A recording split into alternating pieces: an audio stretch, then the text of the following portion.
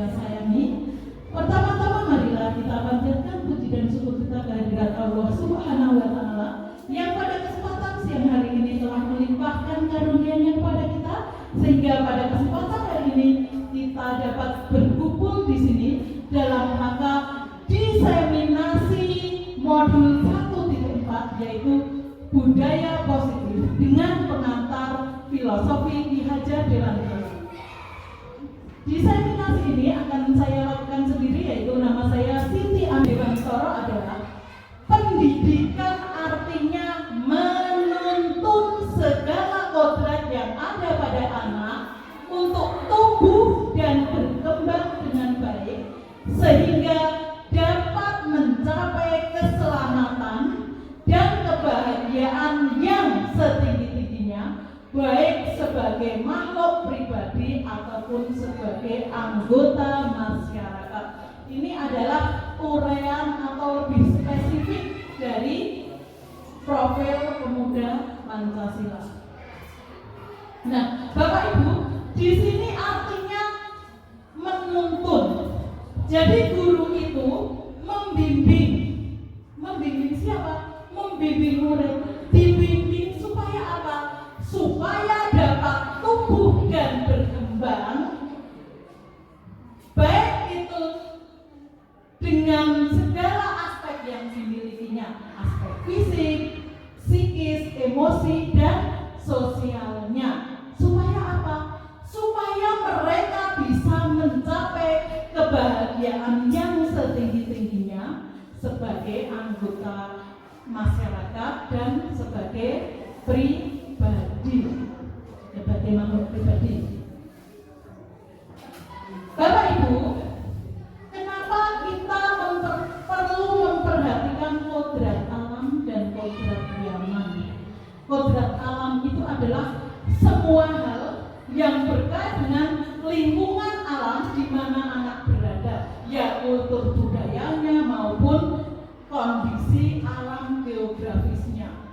Yang hal ini berkaitan dengan karakter dasar anak, disiplin, bertanggung jawab, rajin, jujur, malas, pemalu, penakut, pemarah, dan lain-lainnya. Inilah kodrat alam. Kemudian kodrat zaman, perubahan dari waktu ke waktu seiring dengan irama hidup mereka.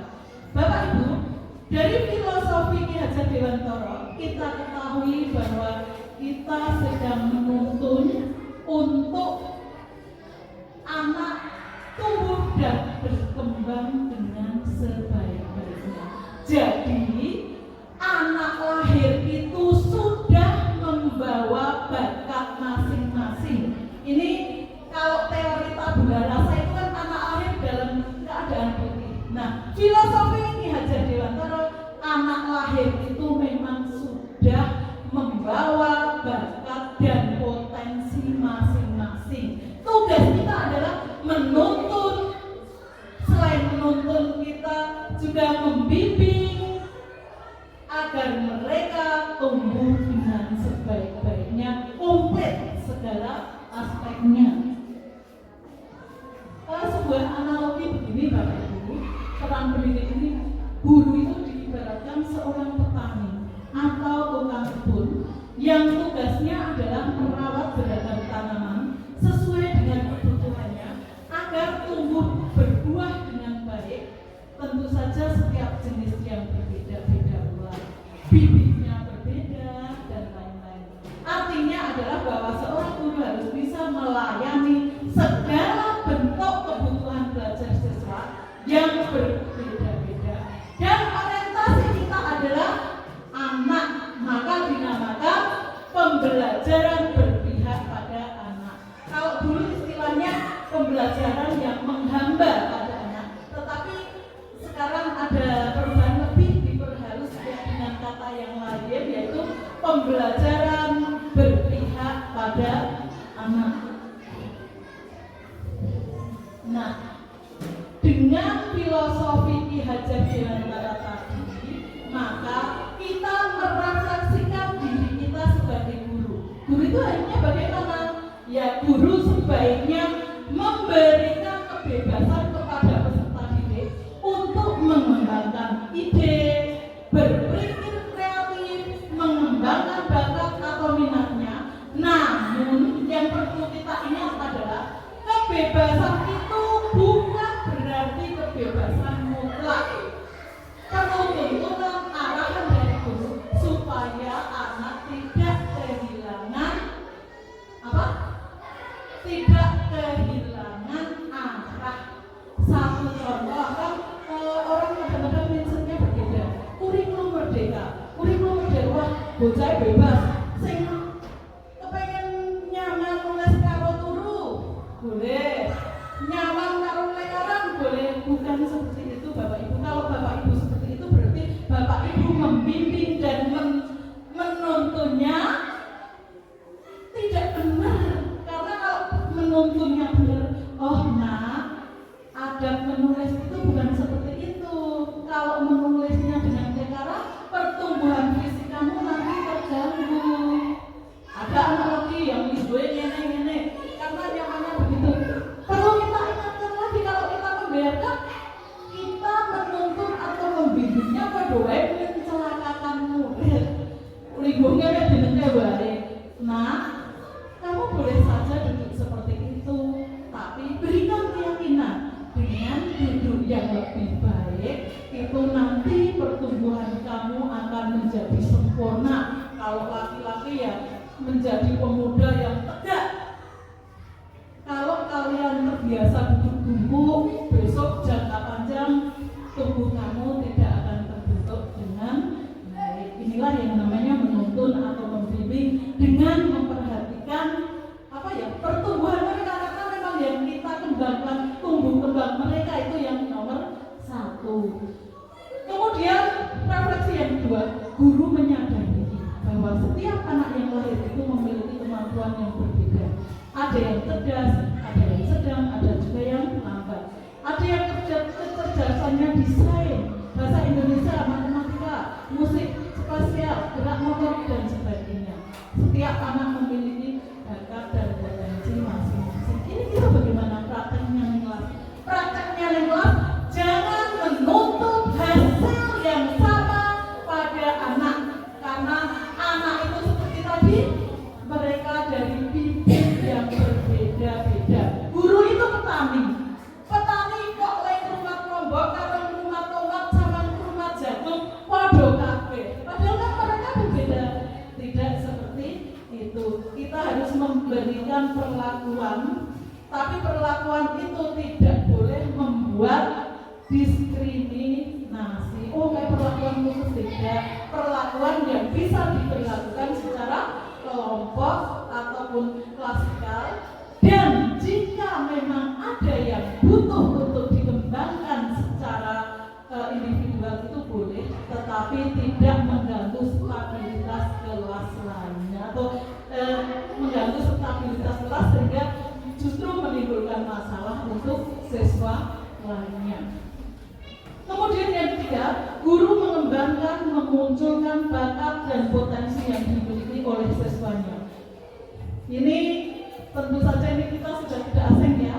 Kemudian yang keempat, guru harus menjadi model positif, teladan yang baik.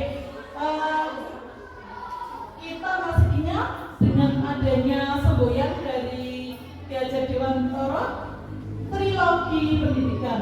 Ing ngarsa Suntulodo, ing madya manungkarsa, tuturi handayani. Guru harus bisa dicontoh. Oh, bukae sportif, bukae orang sok ngapusi, bukae idolaku. Aku senang dengan bukae nek karo aku sayang, tidak pernah membeda-bedakan anak kecil itu sama dengan kita.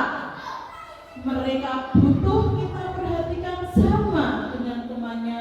Mereka tidak mau disakiti hatinya. Mereka juga tidak mau diperlakukan di depan teman-temannya. Bapak Ibu, satu hal ini yang paling berbahaya. Kadang justru guru itu membuat satu bulian yang menyebabkan anak itu dibully oleh teman-temannya. Kita rasa iso, terus akhirnya berbicara di hadapan teman-temannya dia sudah down. Kalau ada yang sering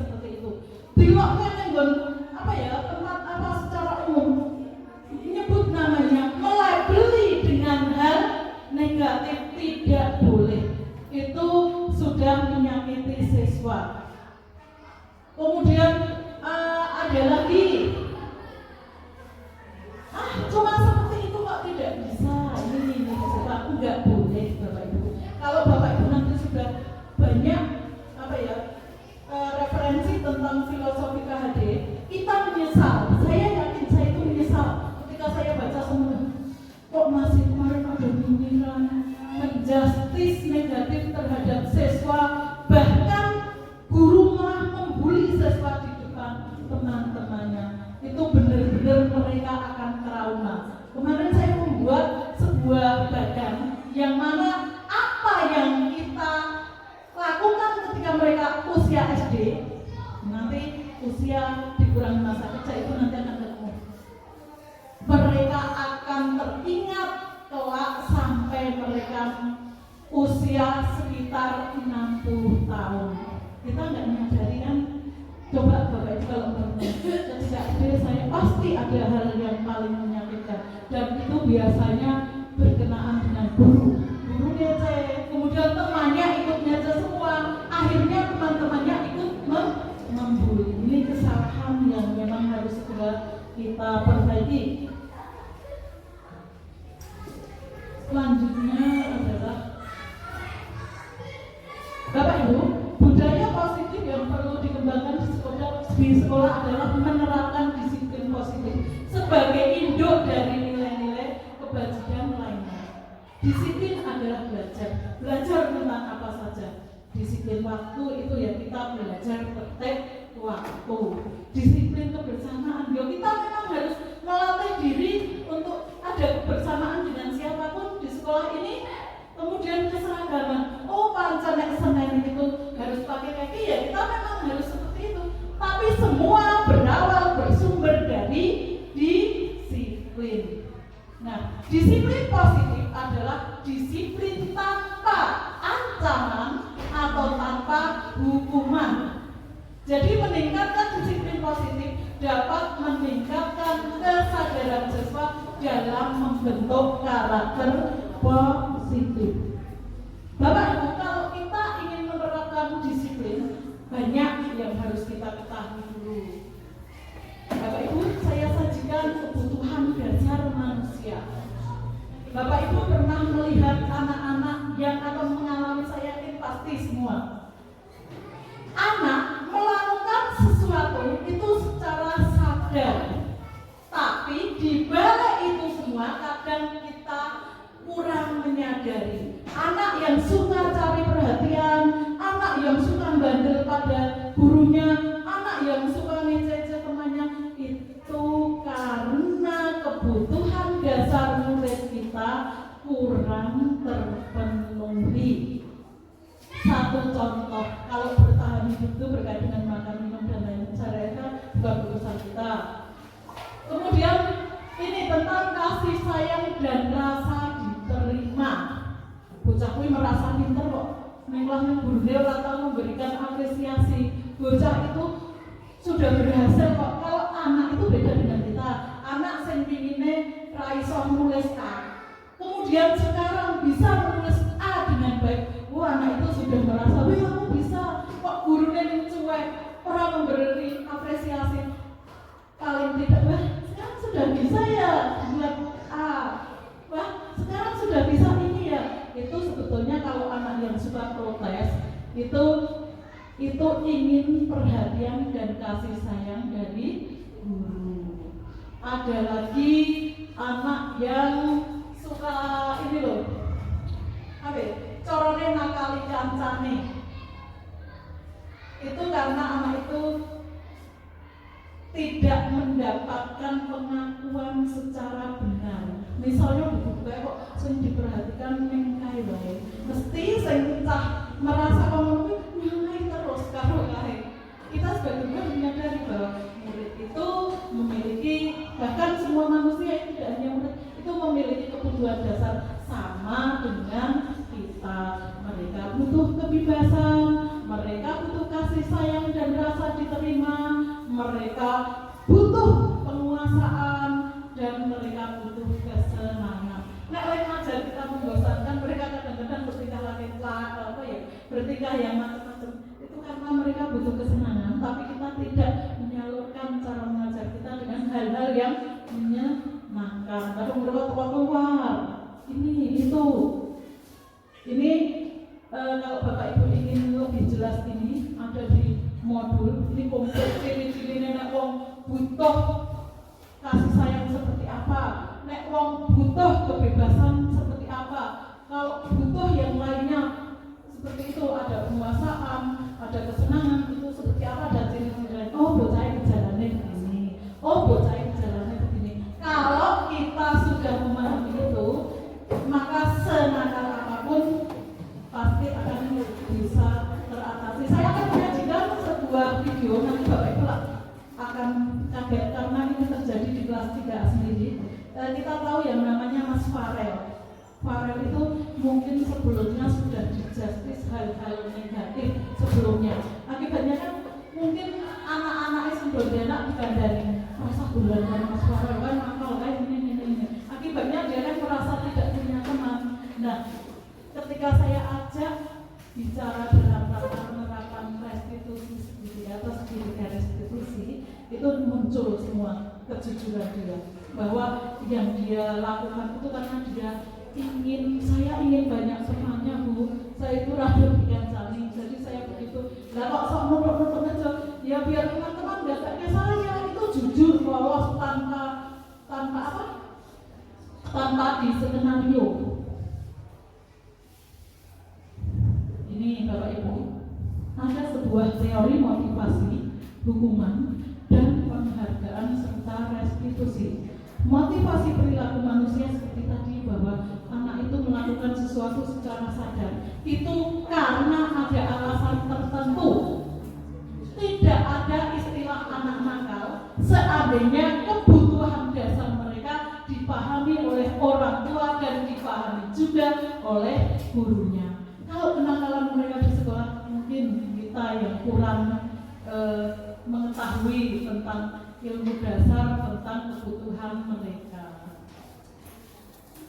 Seseorang melakukan sesuatu itu yang pertama untuk menghindari ketidaknyamanan atau hukuman. Nah, kedisiplinan yang diterapkan dengan tata tertib atau peraturan itu imbasnya selalu karena mereka melakukannya tanpa kesadaran diri, tanpa ada motivasi internal. Mereka hanya ingin dihukum, mereka hanya ingin tidak dipermalukan dan lain-lain. Kemudian motivasi yang kedua, mereka mendapatkan imbalan atau penghargaan dari orang lain. Ini terjadi pada guru yang dipuji. Akhirnya mereka kalau tidak dipuji, orang lebih lapor. Jadi pujian yang terus menerus itu sebenarnya tidak baik.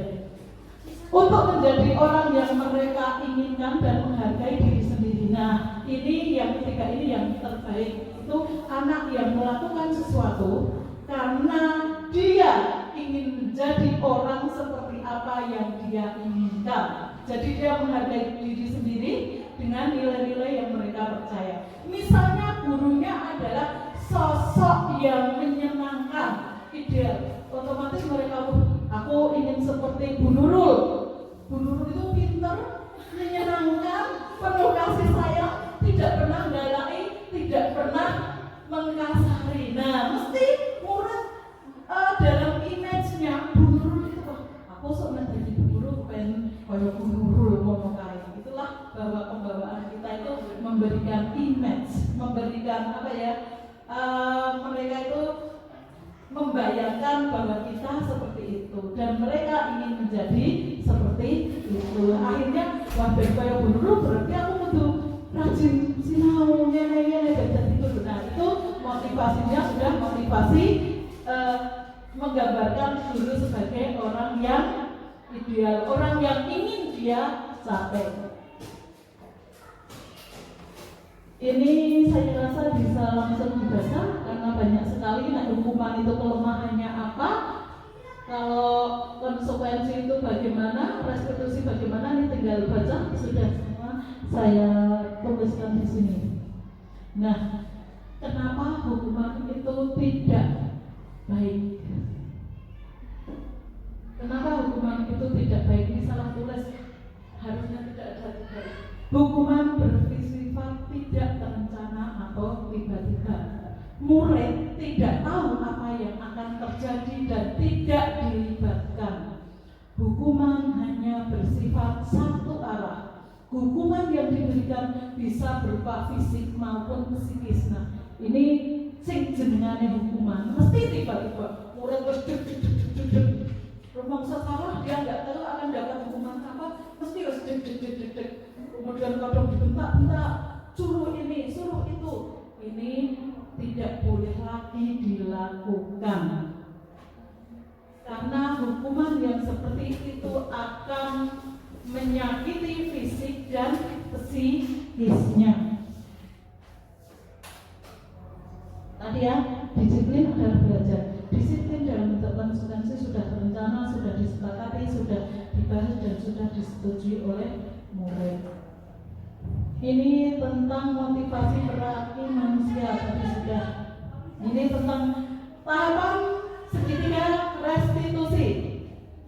Kita kalau ada anak yang bersalah, jangan mengambil posisi sebagai penghukum. Senang banget menghukum, itu tidak baik. Jangan mengambil posisi sebagai guru yang suka membuat murid merasa bersalah. Guru lebih baik mengambil posisi sebagai teman, atau sebetulnya yang ketiga tadi ada pemberi hukuman, pembuat merasa bersalah, pemantau, kemudian teman, dan manajer. Yang terbaik adalah manajer. Kalau murid kita bersalah, kita akan melakukan 3 hal ini yang namanya segitiga restitusi. Yang pertama adalah validasi tindakan yang salah. Ono cah telat kuwi wis merasa bersalah, mlebu kelas wae kok jadi kita. Kenapa kamu terlambat? Ustaz, kenapa kamu terlambat? Nih contoh yang salah. Suami salah. Ini dua mentalnya. Mereka sampai tua ingat, saya tahu menyakiti hatiku sampai seperti itu. Nah, jadi kalau murid melakukan hal seperti itu, kita lakukan, kita menstabilkan identitas dulu. Setiap orang itu pasti pernah melakukan kesalahan. Kemudian mereka itu kan kalau telat bukan satu-satunya, biasanya sebelumnya atau yang akan datang juga salah. Jadi jangan langsung di justice kamu salah, tapi distabilkan. Wes merasa salah, seperti tadi.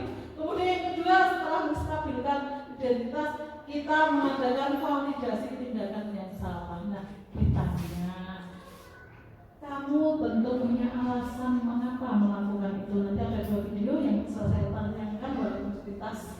Terus mereka kita ajak bicara, adakah cara yang lebih efektif untuk mendapatkan apa yang kamu butuhkan. Kemudian kita hubungkan dengan keyakinan kelas yang sudah kita buat. Nanti saya tanya sebentar keyakinan kelas.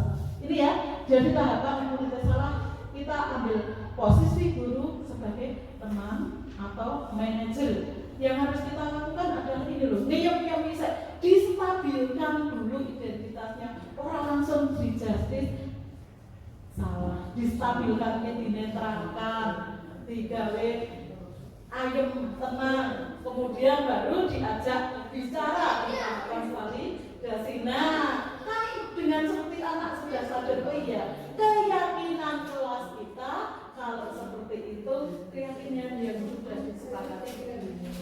Jadi mereka tanya, kamu itu besok ingin menjadi apa? Nah, misalnya kamu ingin menjadi Pak Polisi kan tidak boleh telat.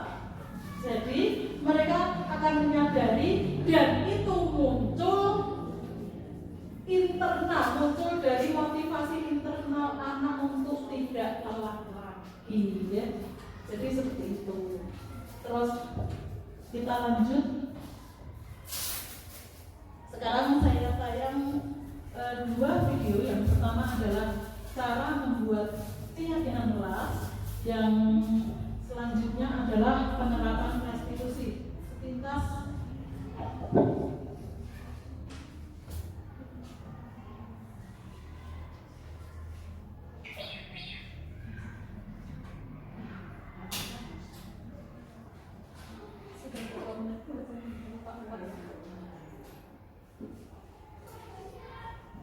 ini video Mas Farel. Bapak Ibu bisa dengarkan. Ini murni, kenapa murni Mas Farel itu? Saya punya dua video yang kompleks. Yang satu mengenai masalah kompleks, karena kalau Mas Farel itu sebelumnya sudah dianggap sebagai anak bersalah. Dan satunya lagi adalah masalah sederhana cuma keterlambatan.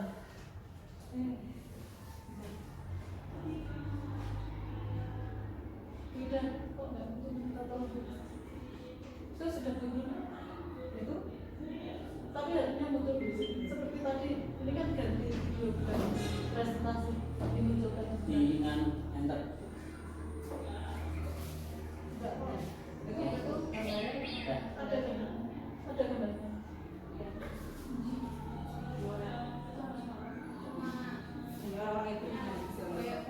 Dimunculkan, tidak dimunculkan.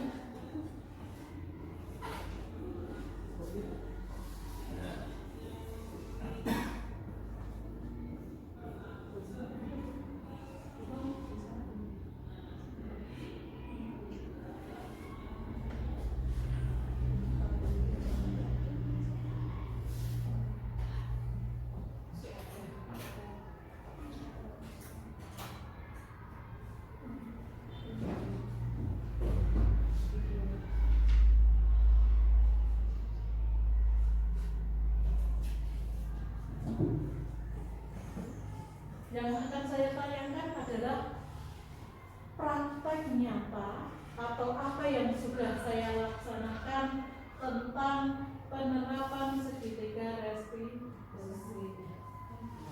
Kemudian video yang kedua adalah tentang cara membuat keyakinan kelas.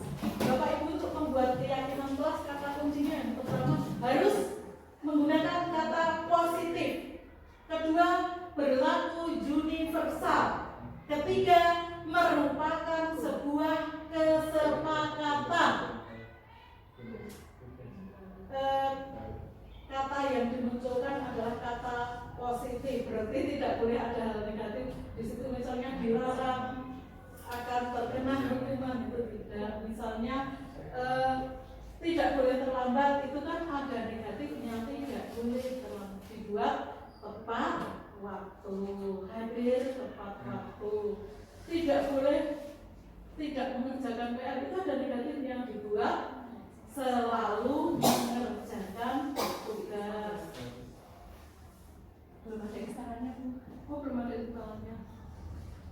Tambahkan, saya tambahkan dulu. Ini sekilas saja. Bukti bahasa Indonesia.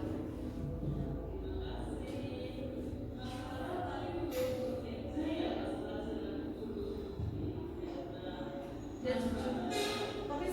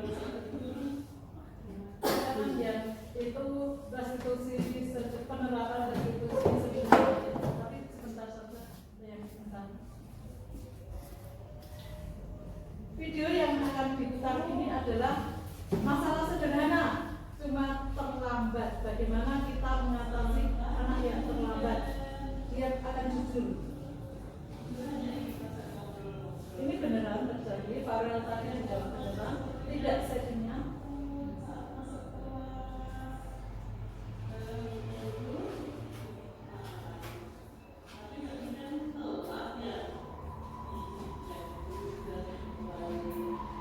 Kita tidak boleh menunjuk kesalahan, tidak boleh menjustis yang pada anak,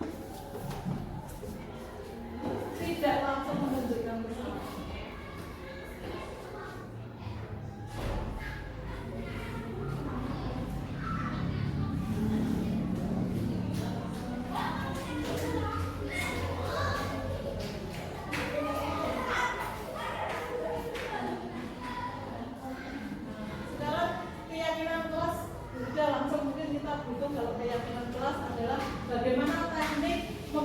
Keyakinan kelas berdasarkan kesepakatan yang pernah ada.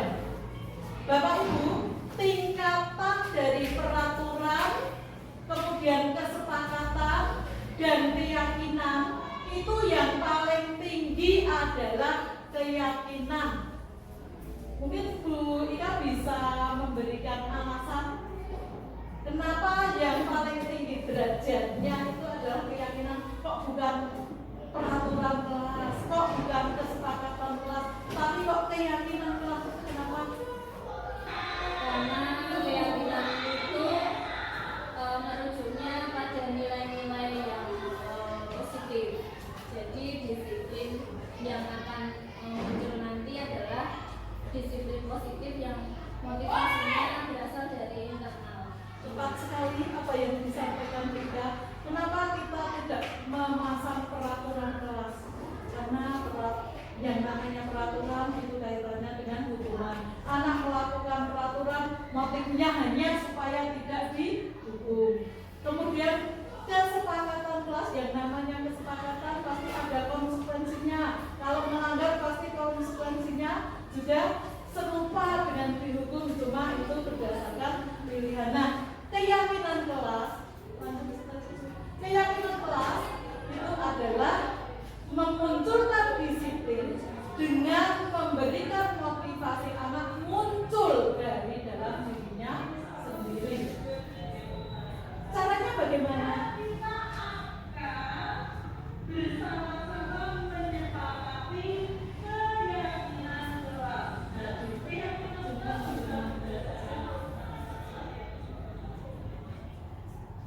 Ini kelas 3A sudah buat kesepakatan dulu pas awal semester, kesepakatan kelas, tapi karena kita belajar tentang keyakinan kelas, akhirnya awal semester kakak satu berhukum ya, dipercepat.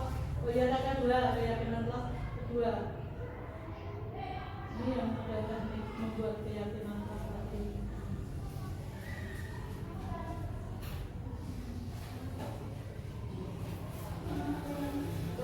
Semua ditampung, saya tampung itu sayangnya LCD-nya bukan seperti itu.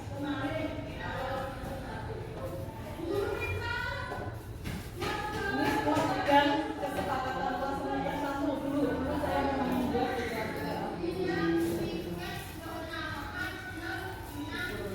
nah ini salah kesalahan.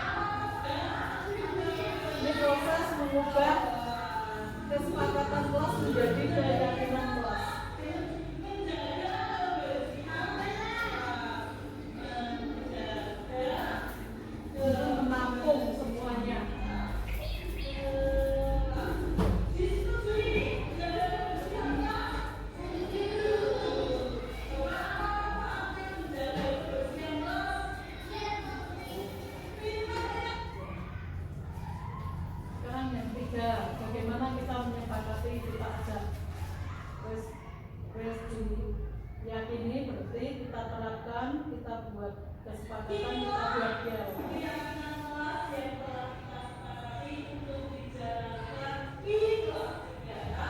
Supaya kita sama dan menjadi lebih baik. Kita dulu sebelum kita buat kita. Yuk, 1, 2, 3.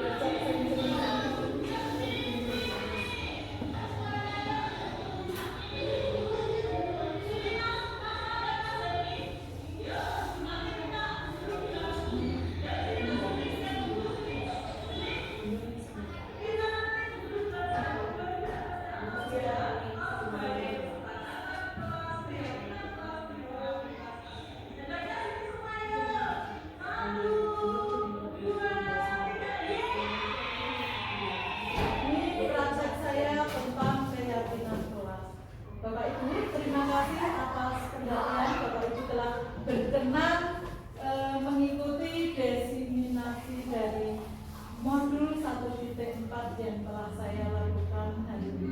Terima kasih. Salam bahagia dan saya akhiri. Wassalamualaikum warahmatullahi wabarakatuh. Waalaikumsalam warahmatullahi wabarakatuh. Bapak Ibu, karena waktu sudah setengah satu, monggo duran dulu makan, nanti secepatnya kembali ke sini untuk mengikuti diseminasi BK. Yuk. Selamat pagi anak-anak. Pagi. Bagaimana kabar anak-anak hari ini? Alhamdulillah. Baik, sehat, luar biasa. Nah, selanjutnya ini Bu Guru baru saja mengeluarkan dokumen kesepakatan kelas. Karena kita sudah melaksanakan kesepakatan kelas, insya Allah sudah sesuai dengan yang kita harapkan. Nah, sekarang kita akan bersama-sama menyepakati keyakinan kelas. Nah, keyakinan kelas bisa berdasarkan kesepakatan kelas yang telah anak-anak buat bersama kemarin. Akan Bu Guru bagikan dulu, Mas Irul. Terima kasih, Bu. Ya. Mas Vicky. Mas Vicky. Mas Farel. Terima kasih, Bu. Mbak Nita.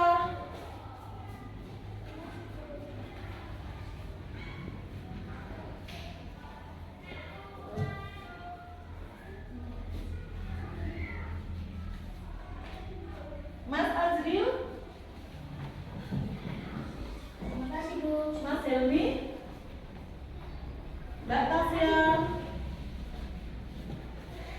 Terima kasih, Bu. Mbak Kaila. Terima kasih, Bu. Cut dulu terus. Coba sekarang kita lihat kembali kesepakatan kita yang kemarin di awal semester 1. Bu Guru minta Mas Farel baca kesepakatan kelas kita yang nomor 1 apa yuk yang kelas? Bagi yang piket berangkat Bagi yang tiket berangkat jam 6.30, kita rubah dengan keyakinan kelas kita. Bagaimana? Bagaimana kata yang tepat untuk keyakinan kelas? Tepat waktu. Setuju? Kita semua untuk tepat waktu setuju? Ya, nomor 1 tepat waktu. Kenapa harus tepat waktu? Karena ada yang tahu kenapa harus tepat waktu? Kenapa? Karena berarti sudah telah. Iya, betul Mas. Mas Erinda, kita beri tepuk tangan. Supaya tidak terjadi kecelakaan. Coba kalau tidak tepat waktu, datangnya terlambat, mesti jalannya nanti lari-lari, bisa kesandung batu. Kalau di jalan raya tergesa-gesa bisa terjadi kecelakaan.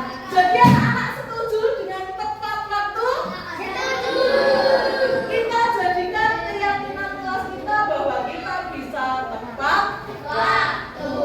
Yang kedua, dibaca kesepakatan kita yang kedua oleh Mbak Kaila. Masuk kelas sepatu dilepas di luar dipakai kembali. Masuk kelas sepatu dilepas, terus di luar dipakai kembali. Coba ada anak-anak yang punya pilihan kata untuk keyakinan kelas yang nomor 2 apa? Lihat kelas tidak total. Iya, tapi kita buat kata yang indah, kata yang tepat apa? Menjaga kebersihan kelas. Bu guru kelas setuju menjaga keyakinan kelas? Menjaga kebersihan kelas. Menjaga kebersihan kelas. Disetujui nih menjaga kebersihan kelas? Setuju. Coba apa manfaatnya menjaga kebersihan kelas? Lihat tempat bersih. Pinter. Inilah keyakinan kelas yang telah kita sepakati untuk dijalankan di kelas 3A supaya kita apa tadi? Selamat dan menjadi lebih baik. Kita baca dulu sebelum kita buat di kertas. Yuk. 1, 2, 3. Keyakinan kelas 3A. 1. Tepat waktu. 2. Menjaga kebersihan kelas. 3. Berseragam dengan rapi. 4. Selalu mengerjakan tugas tepat waktu. 5. Belajar dengan senang dan bahagia. 6. Bersikap sopan dan santun kepada siapa saja. 7. Membuang sampah pada tempatnya. 8. Menaruh barang pada tempatnya. Yuk kita tes bareng. Yuk sini maju semua. Yuk